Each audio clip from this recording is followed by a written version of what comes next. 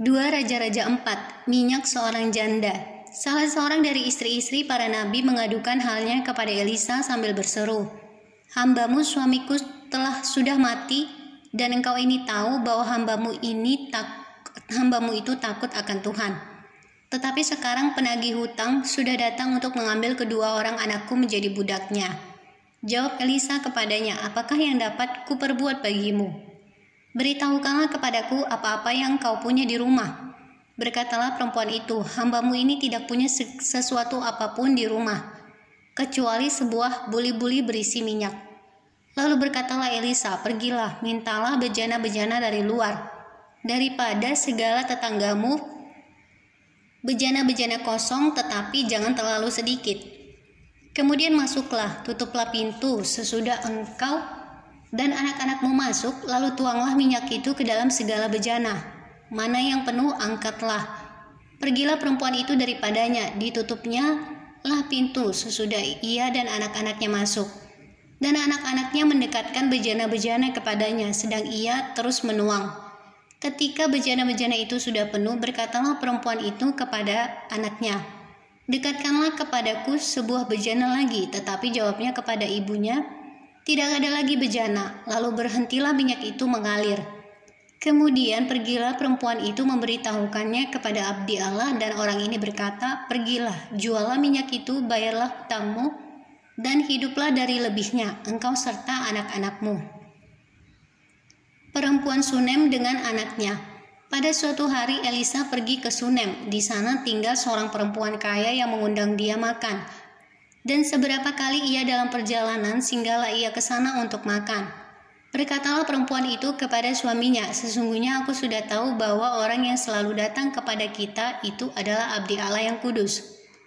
Baiklah kita membuat sebuah kamar atas yang kecil yang berdinding batu, dan baiklah kita menaruh di sana baginya sebuah tempat tidur, sebuah meja, sebuah kursi, dan sebuah kandil. Maka apabila ia datang kepada kita, ia boleh masuk ke sana." Pada suatu hari datanglah ia ke sana, lalu masuklah ia ke kamar atas itu dan tidur di situ. Kemudian berkatalah ia kepada Gehazi, bujangnya, "Panggillah perempuan Sunem itu." Lalu dipanggilnyalah perempuan itu, dan dia berdiri di depan Gehazi. Elisa telah berkata kepada Gehazi, "Cobalah katakan kepadanya, sesungguhnya engkau telah sangat bersusah-susah seperti ini untuk kami. Apakah yang dapat kuperbuat bagimu? Adakah yang dapat kubicarakan tentang engkau kepada raja atau kepala tentara?" Jawab perempuan itu, "Aku ini tinggal di tengah-tengah kaumku." Kemudian berkatalah Elisa, "Apakah yang dapat kuperbuat baginya?" Jawab Gehazi, "Ia tidak mempunyai anak, dan suaminya sudah tua." Lalu berkatalah Elisa, "Panggillah dia." Dan sesudah dipanggilnya, berdirilah perempuan itu di pintu. Berkatalah Elisa, "Pada waktu seperti ini juga tahun depan, engkau ini akan menggendong seorang anak laki-laki." Tetapi jawab perempuan itu, "Janganlah tuanku, ya abdi Allah, janganlah berdusta kepada hambamu ini." Mengandunglah perempuan itu, lalu melahirkan seorang anak laki-laki pada waktu seperti itu juga. Pada tahun berikutnya, seperti yang dikatakan Elisa kepadanya. Setelah anak itu menjadi besar, pada suatu hari keluarlah ia mendapatkan ayahnya di antara penyabit-penyabit gandum. Tiba-tiba menjeritlah ia kepada ayahnya, "Aduh, kepalaku, kepalaku." Lalu kata ayahnya kepada seorang bujang, "Angkatlah dia dan bawa kepada ibunya." Diangkatnyalah dia, dibawanya pulang kepada ibunya. Duduklah dia di pangkuan ibunya sampai tengah hari, tetapi sesudah itu matilah dia. Lalu naiklah perempuan itu, dibaringkannya lah dia di atas tempat tidur abdi Allah itu. Ditutupnyalah pintu dan pergi, sehingga anak itu saja di dalam kamar. Sesudah itu ia memanggil suaminya serta berkata, "Suruh kepadaku salah seorang bujang dengan membawa seekor keledai betina. Aku mau pergi dengan segera kepada abdi Allah itu dan akan terus pulang." Berkatalah suaminya, "Mengapakah pada hari ini engkau hendak pergi kepadanya? Padahal sekarang bukan bulan baru dan bukan hari Sabat." Jawab perempuan itu, "Jangan khawatir." Dipelanainnyalah keledai itu dan berkatalah ia kepada bujangnya, "Tuntunlah dan majulah, jangan tahan-tahan aku dalam perjalananku, kecuali apabila kukatakan kepadamu." Demikianlah perempuan itu berangkat dan pergi kepada abdi Allah di Gunung Karmel. Segera sesudah abdi Allah melihat dia dari jauh, berkatalah ia kepada Gehazi bujangnya, "Lihat, perempuan Sunem itu datang. Larilah menyongsongnya dan katakanlah kepadanya, Selamatkah engkau? Selamatkah suamimu? Selamatkah anak itu?" Jawab perempuan itu, "Selamat." Dan sesudah ia sampai ke gunung itu, dipegangnyalah kaki abdi Allah itu, tetapi Gehazi mendekat hendak mengusir dia. Lalu berkatalah abdi Allah, "Biarkanlah dia, hatinya pedih. Tuhan menyembunyikan hal ini daripadaku, tidak memberitahukannya kepadaku." Lalu berkatalah perempuan itu, "Adakah kuminta seorang anak laki-laki daripada tuanku? Bukankah telah kukatakan, jangan aku diberi harapan kosong?" Maka berkatalah Elisa kepada Gehazi, "Ikatlah pinggangmu, bawalah tongkatku di tanganmu dan pergilah. Apabila engkau bertemu dengan seseorang, janganlah beri salam kepadanya, dan apabila seseorang memberi salam kepadamu, janganlah balas dia.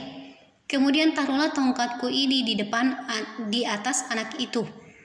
Tetapi berkatalah ibu anak itu, "Demi Tuhan yang hidup dan demi hidupmu sendiri, sesungguhnya aku tidak akan meninggalkan engkau." Lalu bangunlah Elisa dan berjalan mengikuti perempuan itu. Adapun Gehazi telah berjalan mendahului mereka dan telah menaruh tongkat di atas anak itu. Tetapi tidak ada suara dan tidak ada tanda hidup. Lalu kembalilah ia menemui Elisa serta memberitahukan kepadanya. Katanya, anak itu tidak bangun. Dan ketika Elisa masuk ke rumah, ternyata anak itu sudah mati dan terbaring di atas tempat tidurnya. Sesudah ia masuk, ditutupnyalah pintu sehingga ia sendiri dengan anak itu di dalam kamar. Kemudian berdoalah ia kepada Tuhan. Lalu ia membaringkan dirinya di atas anak itu dengan mulutnya di atas mulut anak itu, dan matanya di atas mata anak itu, serta telapak tangannya di atas telapak tangan anak itu. Dan karena ia meniarap di atas anak itu, maka menjadi panaslah badan anak itu. Sesudah itu ia berdiri kembali dan berjalan dalam rumah itu, sekali ke sana dan sekali ke sini. Kemudian meniarap pula lah ia di atas anak itu. Maka bersinlah anak itu sampai 7 kali, lalu membuka matanya. Kemudian Elisa memanggil Gehazi dan berkata, "Panggillah perempuan Sunem itu." Dipanggilnyalah dia, lalu datanglah ia kepadanya. Maka berkatalah Elisa, "Angkatlah anakmu ini."